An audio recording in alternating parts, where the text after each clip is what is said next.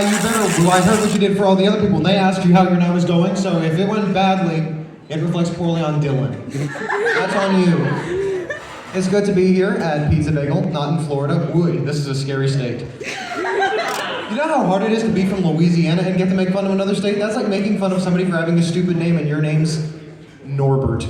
They gotta have a real silly name like Giuseppe or something. I'm gonna get beat up immediately following this performance by a bunch of guys named Norbert and Giuseppe, and I will have deserved it, but you know what? The joke was funny enough. Being from Louisiana is interesting because, well, let me describe it this way. Out of all the states, Louisiana in education has consistently placed 51st. Did they let us do the counting? We're not even upset. We're like, at least we beat out Mississippi again this year. So, if I had to pick, I'd say that the least patriotic state is definitely Hawaii, because if they wanted to be a part of this country, they would have joined the mainland like the rest of us. Rhode Island didn't even bother to change their name afterwards. That's how you know it's true. Alaska, you get a pass, but you're on thin ice. Not all the jokes are smart. I'd like to talk to you guys a little bit about myself and who I am. I am a former theater kid. Okay, well, you could have acted surprised. That was perfect. I knew a girl in my theater class who was really homophobic, and I'm not saying you can't be homophobic and in theater, but it feels like being racist and really into basketball. It's like, there's no synergy there. Speaking of basketball, I'd like to talk to you about what I consider to be the greatest cinematic franchise of all time. I'm talking, of course, about the Air Bud movies. I see we're familiar. This is good. I don't have to explain the premise to you guys. But for those of you who are unfamiliar, I'll just give you a quick recap. So there's this dog that plays basketball really well. I mean, not like really well. He's really just got the one shot he can do really well. But he plays on a team and he does really good. He wins.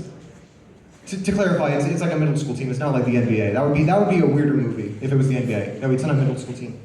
I should clarify. His owner's on the team and got the dog. It's like a nepotism thing. It's not the dog.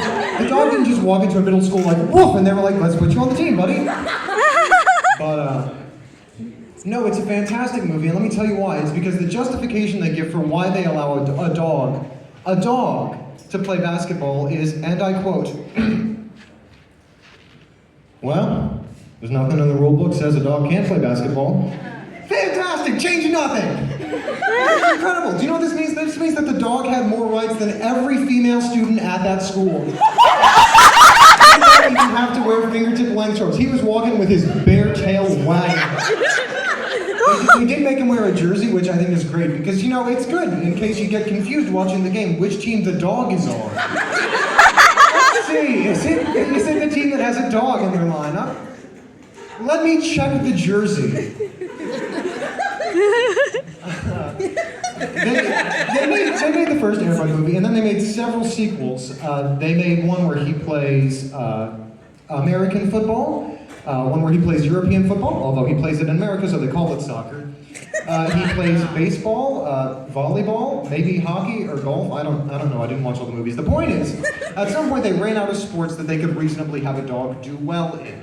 And so they said, well, we gotta retire the franchise. I'm kidding, they made more.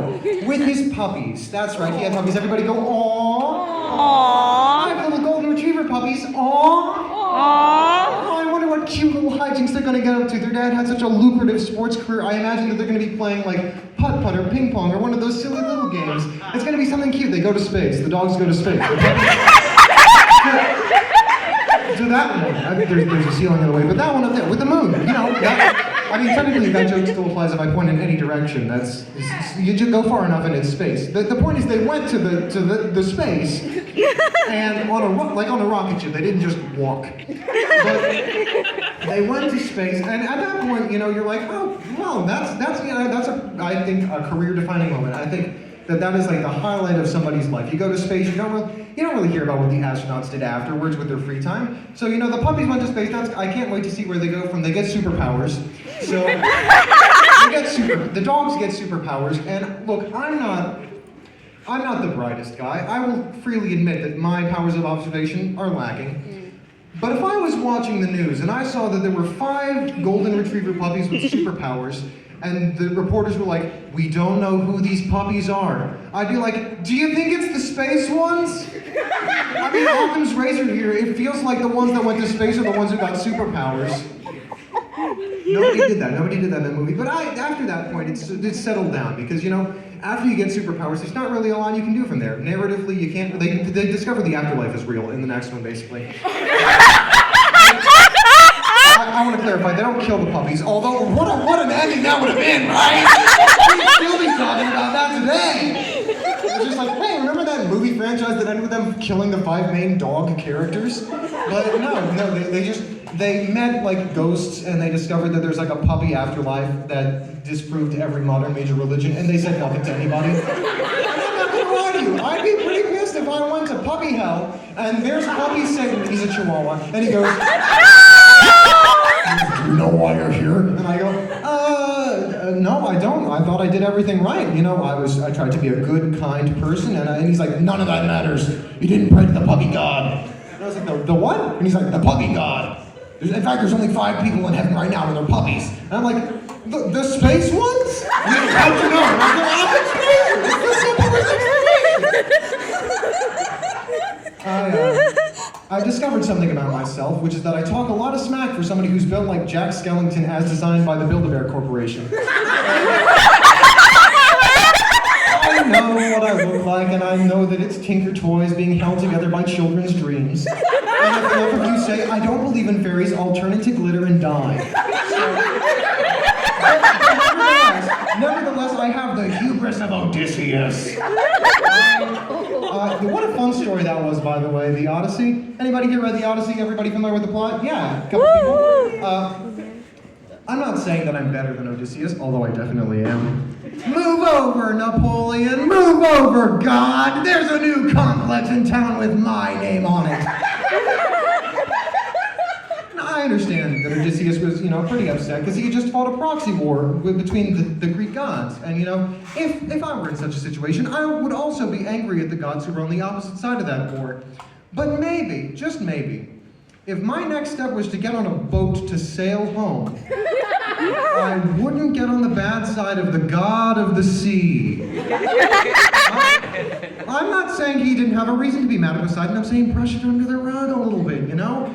You don't bring it up until after you're back on dry land. It's like when you're at Thanksgiving and your uncle's saying some really racist stuff, but you just sort of like grin and bear it because he's also the god of asphalt and GPS, and you know that he'll make it hard for you to get home afterwards. That relatable situation we've all been in. And at the end of the evening, when you blow up, you're gonna leave him out of it a little bit. You're gonna be like, Gertrude, I can't believe you'd say that. Gay people don't want more rights, they just want the ones everybody else has. And Grandpa, how heartless is it to say that somebody should have their children taken away from them when they're already facing such a difficult situation? And you, Uncle Henry! Thank you for bringing the mashed potatoes. They were delicious, just like last year. I hope you got my card. And I know you and I may disagree on whether or not Joe Biden is a communist Chinese spy, but I think we can all agree that the holidays are a time for putting aside our differences and coming together as a family. And my Uber won't be here for another 15 minutes, so I'm gonna regret this.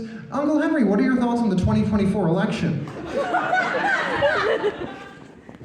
You know what I'm sick of in movies? I'm sick of the trope where it's like, this thing only happens every 500 years, and when's it happening? Midnight tonight. Oh, we gotta hurry. Show me one movie where it's just like, the portal to the netherworld only opens up every 300 years. And when's the next time it opens? Not for another 275 years. But I have to go save my wife. Not for another 275 years, you don't. Or a movie where there's just like the giant thing rising out of the water, and the guy's like, my God. No, that's blurrier. That's blurry. Oh, it's still big. Or quantum this and quantum that. I'm sick of hearing the word quantum in movies. Let's stop. You pick a different science word that nobody understands. Like, how are we able to time travel? Through the power of magnets. Yeah. No! I hate when I do that joke because they insist that magnets are in fact science and not magic. And I said, no. They're beyond both. They're in the realm of ghosts. And when I die and go to puppy hell, Chihuahua Satan is going to tell me it's because of the magnets joke you did. Shoot. How are we doing on time back there? Minute, higher or lower? No guesstimates. Yes! I don't believe in ghosts. I think they're real, I just don't think you can trust them. Not all of the jokes are smart. So you said. You ever wonder if like you gave a dragon Altoids and then a glass of cold water, if it would just sort of like smoke screen instead of fire? Like just like, and no one can see? I feel like that's what it would do, because that's what happens to me, I feel like. I had, this was during my first year of college when I lived in Landis, because I'm so freaking smart. For those of you who didn't laugh, Landis is the honors dorm, and that's why it's funny. So, when I lived in Landis, I had two other guys that were in my bedroom all the time. I don't know how they got there, and we shared one bathroom. And it was real fun. It was real fun because one day I went in. And I go to, open up the seat, because we close the seat, we're civilized. And I open up the seat, and there's blood in the water. No! And I go, by God, one of us is menstruating. All three of us are men. It could be any one of us. My roommate Nick later on told me that it was actually just he had a nosebleed into the toilet and forgot to flush. And you know what? I understand it's very scary coming out as trans here in Florida right now. So. Oh. Too soon? It's your state. Don't look at me. I couldn't vote. My younger sister is, I think, better than me, just generally. She just turned 15, and she is so much smarter than I am, and I'm frankly jealous. Because I'm like, if I had an older sibling who was dumber than me, I would have rubbed it in their face all the time, and she's even more mature than me to not do that. I have to do it to myself. We were driving one time. Well, I was driving. She was in the passenger seat because she's 15. And this person who was in front of us did a really stupid move on the road. And I said, and I felt like this was justified at the time, because I saw through the window as they were turning that it was just, you know when a person gets so old that you can't even tell what gender they are? It's just California reason.